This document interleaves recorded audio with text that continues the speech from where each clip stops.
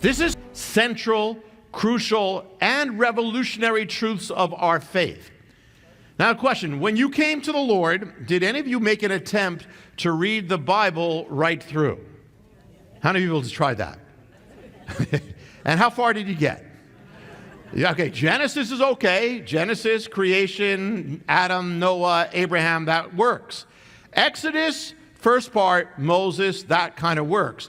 Then you start getting into the instructions of the tabernacle, the sockets and all those things, and it starts to break down. If you can make it, when you're a new believer, survive, you end up in Leviticus.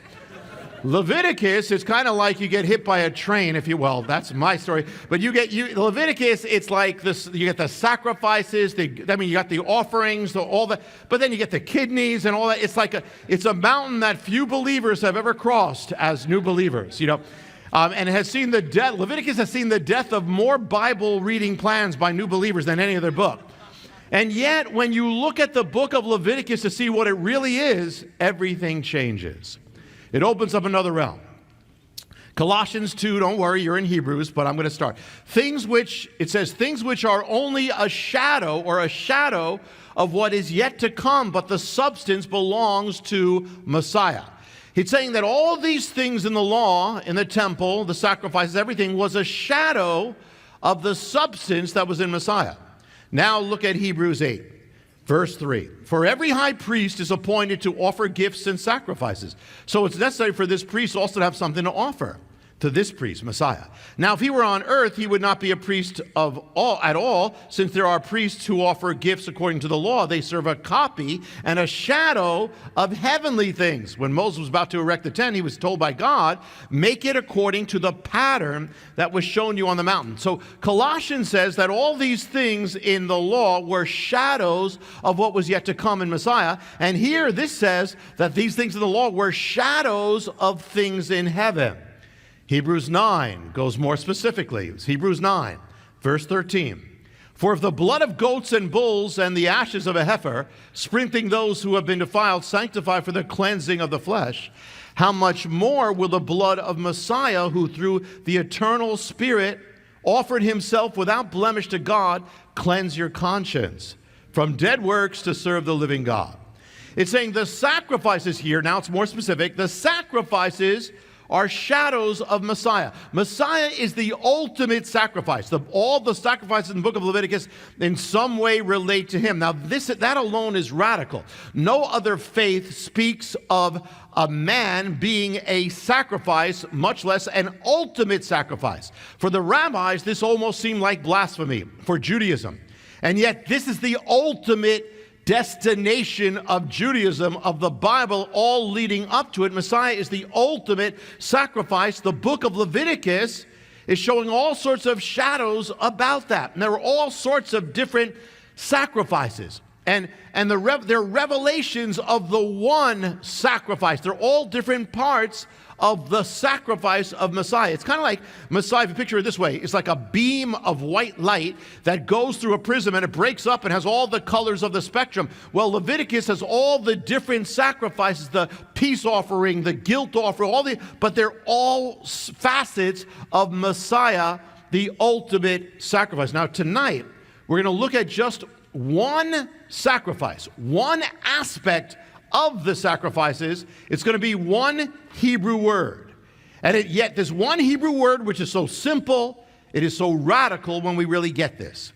I'm going to read now, you can just hear me, Leviticus 23, verse 37. These are the appointed times of the Lord, all the holy days of Israel, which you shall proclaim as holy convocations to present offerings by fire to the Lord, burnt offerings, grain offerings, sacrifices, and drink offerings, each day's matter on its own day, beside those of the Sabbaths of the Lord, and besides your gifts and your free will and votive offerings that you give to the Lord. Now, one of the words there for the sacrifice of the Lord is the word where it says, your gifts. In Hebrew, the word for gifts here, the word right in Leviticus is the word matanot. Try it.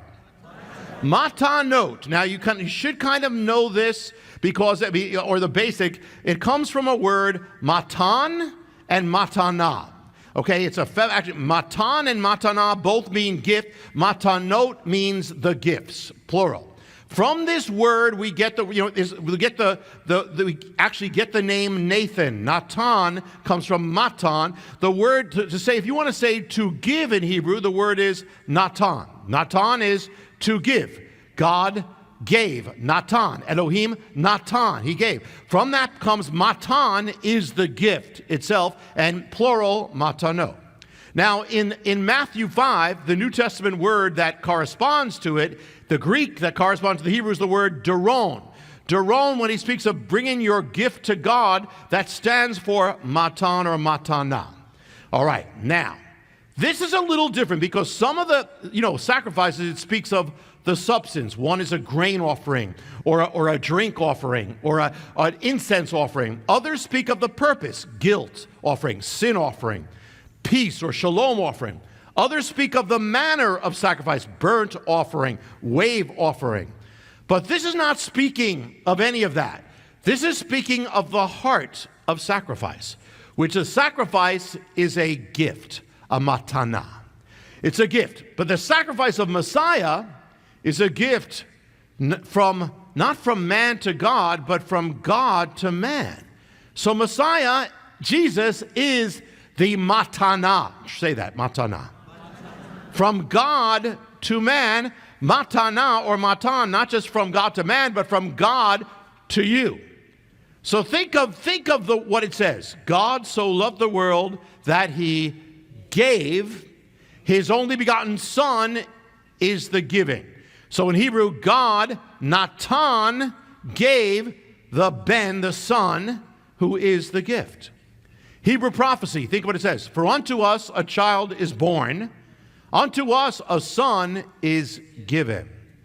He didn't just live like we do. He was given.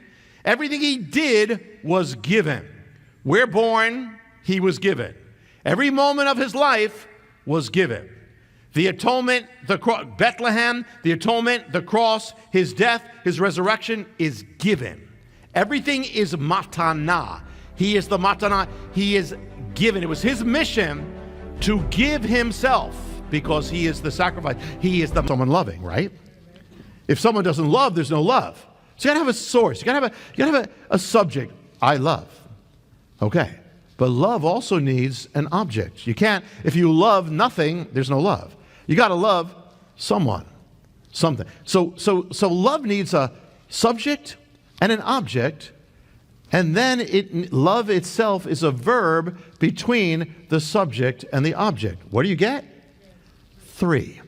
Love, the subject, the source of love, the object of love, and then the verb or spirit of love. So what do you get? All love comes from the Father. He is the source of all things. What is the Son called? The beloved, the object of the Father's love. And what's left?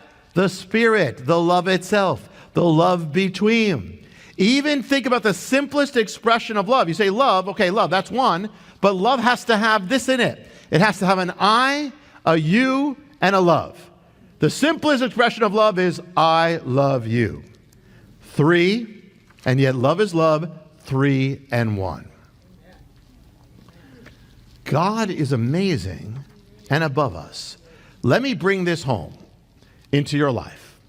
Now, this is deep, and so listen, and if you miss it, it's okay, it's recorded, but just try to get this. God is greater than everything. There's nothing beyond him or outside of him. He's the first, he's the last. If God was not plural and one, if he didn't have this mystery about him, then to know God could never take part in it because it's outside of God. If you're going to know God, you have to not be God. Understand? In other words, the knowing of God would be outside of God because God could never know it because he is God. You understand? You getting that? Good. Okay. To worship God, it would be outside of God because God could never worship God because it's outside. Only if you're not God can you worship God. Or praying to God, or relating to God. All those experiences would be outside of God. He would never share in it. When you're worshiping, you wouldn't be God in it because he couldn't share in that. You understand? But, so if God is God, he's one and yet more than one, then he can not only be God, he can also be part of knowing God. He can share in it. When you worship, it could be God worshiping in you. So in other words, there's nothing outside of God. You're not on your own when you're worshiping God. God is all around it. God is actually praying with you. It's written in the Gospel of John. It's very deep, but it's very cool. In the Gospel of John, it says, in the beginning was the Word. The Word was with God. Okay, if something is with something else, it's not that something else. At least that's how it would seem. But then it says the Word was God. So here Messiah is God, and yet he's with God. How can you do that? Well, this is the amazing thing. In other words, God is not, he's God, but he also contains everything that would be outside of God. The Word, particularly Jesus, Yeshua, the Son, this is part of the mystery of the incarnation. In other words, through the Son who was with God and God, God can experience everything that we experience. God can know what it is to know God. Messiah prayed to God, and yet he is God. God can know what it is to be joined to God. He can know what it is to be in Messiah, to be separated from God. Wow. Separated, that even on the cross and what it means. I mean, this is major. He could take, only by this mystery can he take our place on the cross and stand for us. Only by that we can die in his death and we can rise in his rising. He can now become, he's encompassing everything. If you've known loneliness, God has known loneliness. You know what it is to be, feel that separation from God. God knows it. So he even contains all that. Even God is in that. Whenever you pray, he's praying with you. Whenever you worship, he's worshiping with you. If you're doing it in the Spirit. Whenever you feel distant from God, even then, he's with you feeling distant from God. And if God is with you feeling distant from God, then you're not distant from God. Nothing can separate you anymore. You get it? You know, if he's on the cross and he's crying out, Eli, Eli, lama sabachthani, my God, why have you forsaken me? Why did he do that? Because this is the mystery of it, that if he can do that on the cross, that means if he was separated, that means no matter how far you are, no matter where you are, God will be with you, even when you feel separated. Because God is crying out, my God, where are you? That's the mystery, that he can be born in our life. But the first miracle is this. Before he even came down to earth, the first miracle is, it wasn't just that he was born into our life. You came into existence in his life. We came into existence in the mystery of the love of the Father and the Son. All relationships come from that. The lover and the beloved. So we were born in the image of God to know God as the Son knows the Father. And that's why only the Son could save us, could come in if we were born in his place, he could save us and die in our place. Wow. And that's why you got saved when you said, Lord, come into my life. Your whole life was already crying out for him because you were born for him. And then to know that's why it's about you and him. And so he did this so you would never be alone. So don't live your life as if you were alone. Even with God, you can live from God, but it's kind of like God's up there and I'm trying my best. No, it's much bigger than that. Stop bearing your own sins. God already did it. And know that if you're feeling distant from God, you don't ever have to be. He's with you, even in that. Even when you are so far away from him, he's far away from him with you. Wow. That means you're never far. So don't struggle. This faith doesn't work when you try to do it on your own. Produce your own goodness doesn't work. Let God's goodness become yours. Stop trying to love. It's good you want to love, but let God's love in you. You're trying to pray? Let God pray his prayers in you. Trying to worship? Let God worship and let that become your worship. You're trying to approach God? Let God approach you. Worship. And we're trying to be good? Okay, that's good, but it's not going to do it. Let God be good in you. It's one life. It says that Paul said, the life I live, it's one life, it's him. Well, what about repenting? God will even repent with you. In fact, how do you think you got that power to do it? It's God. Actually, there's amazing in the Hebrew, it says God repented. Of course, he never sinned. But God in you, when you're repenting, he's in you doing it with you. He's right there. So don't be distant from him who cannot be distant from you. Learn the secret to live in his living, move in his moving, be in his being, love in his loving, for God is all and all. What does it say? The beginning, the two shall be one. But Paul says, but I'm speaking about the mystery of God in you. As a bride and a groom, God's the bridegroom and you're the bride. You shall be one. And so David could write, listen, where can I flee from your presence? If I go up to heaven, you're there. If I make my bed in hell, Sheol, behold, you're there. If I take the wings of the dawn and I fly to the remotest part of the sea, even there your hand will lead me, and your right hand will lay hold of me. How precious are all your thoughts to me, O God. How great are they? If I could count them, they would outnumber the sand. And when I wake up, you're still with me. What shall separate you from the love of God? Nothing. Learn the mystery where you can say, like Paul said, to live is Messiah. For the two shall become one. Because love is one, and love is three, and three is one, in the one who is always more than one, and always more beautiful, more amazing, and more wonderful than you ever thought he could be. What do you see in the temple or the tabernacle? You see the Holy of Holies, the place where God dwells. That represents God's throne, God's heaven, God's place. Kind of like Eden. God was there.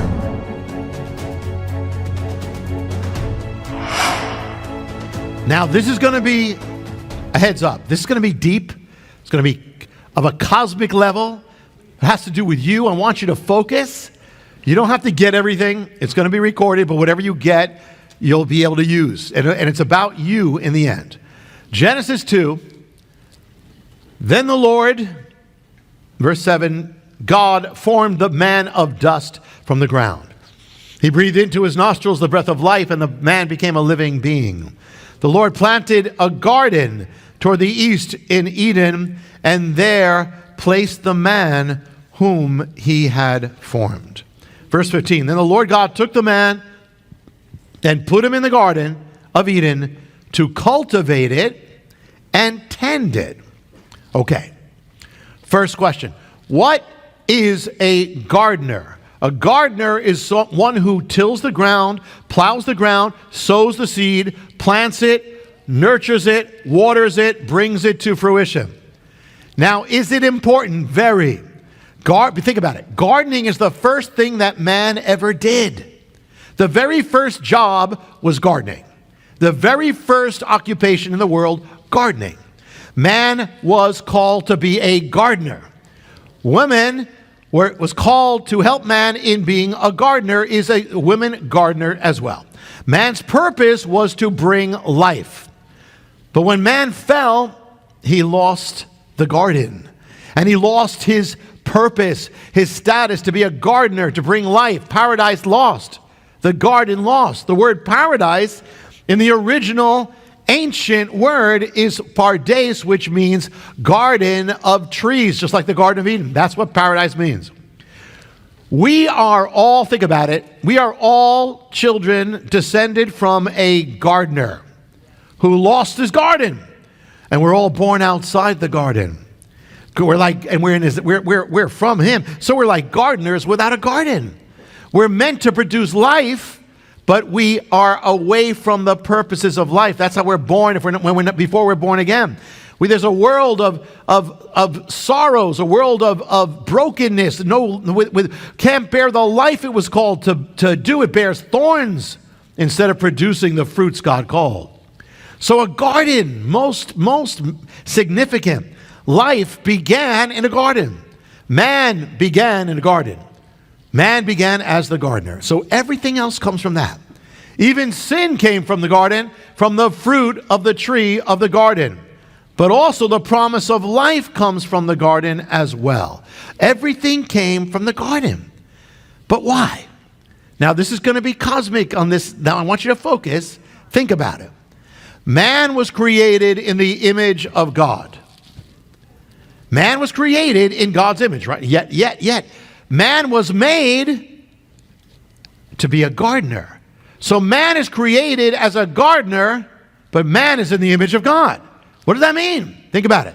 If he was a gardener and he's the image of God, it means God is a gardener. That's why man was a gardener. Because God is the ultimate gardener. He's the cosmic gardener. That's why he made man as a gardener. So how is God a gardener? A gardener is one who sows life. God is the one who sows life. The gardener is the one who begins life, plants life. God is the one who plants life, begins life. God is the sower. He begins everything. A gardener arranges the garden. So God is the one who arranges life. He sustains it. He nurtures life. God is the gardener. So what's the garden of God? His garden is the whole world, is the universe. It's God, and then there's the world.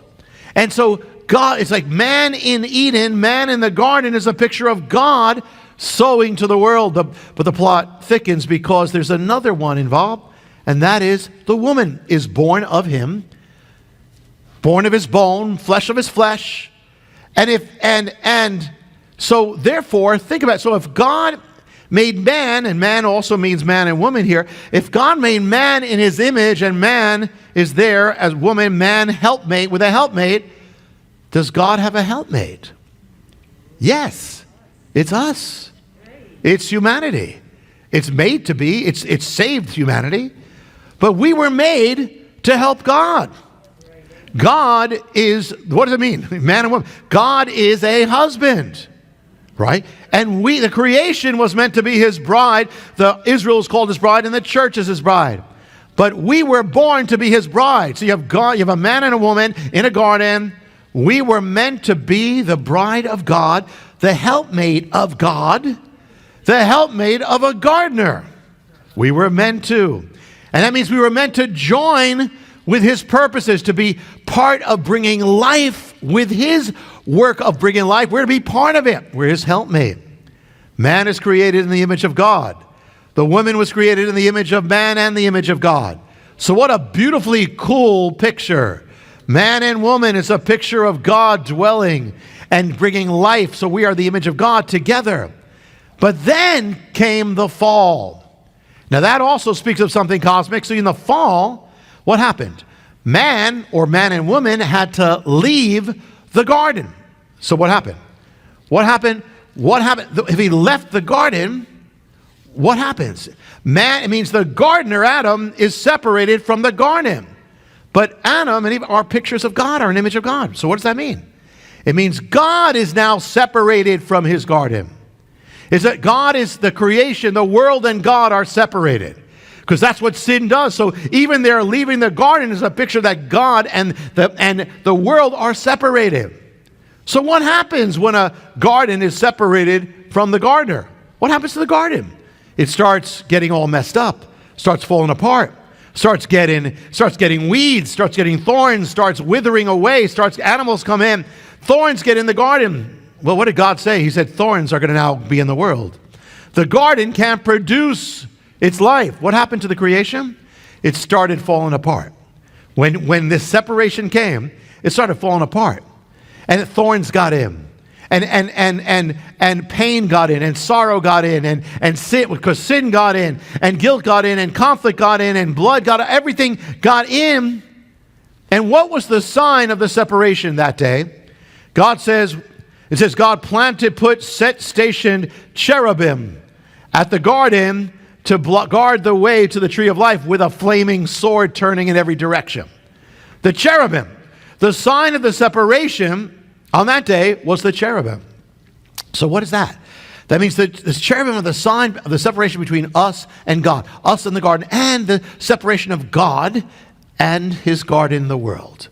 It's a barrier, a barrier. Now fast forward to the tabernacle, which becomes the temple. What do you see? It was the tent of meeting where God and man are to meet together. What do you see in the temple or the tabernacle. You see the Holy of Holies, the place where God dwells. That represents God's throne, God's heaven, God's place, kind of like Eden. God was there. And interesting, because in the temple of Jerusalem, there were objects, some of those holy objects, it says, make them as buds, blossoms, like something that grows in the garden. And it even says there are images of trees, palm trees in the temple, as in a garden. But then, so there's God, it's a symbol of God, and then there's the veil that says the way is blocked. There's a barrier between us and God. It's a veil. But what is on the veil? It wasn't just a veil. It was a veil with images of the cherubim, the ones who blocked the garden. So here in the temple, you've got God, you got man, and you got the cherubim, just like you did goes back to Eden.